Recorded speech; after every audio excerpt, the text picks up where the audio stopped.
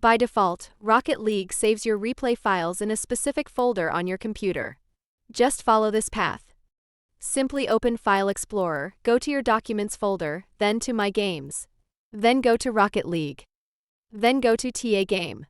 And finally Demos. That's where all your replay files live.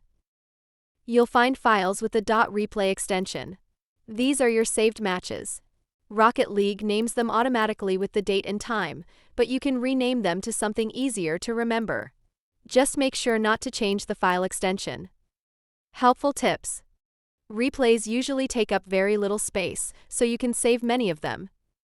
You can share these files with friends or upload them to Discord, Google Drive, etc. Replays don't include your actual video, they just store match data.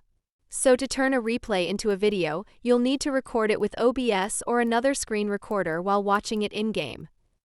Replays may not be compatible between different Rocket League versions or platforms, so always use the same version of the game to view them.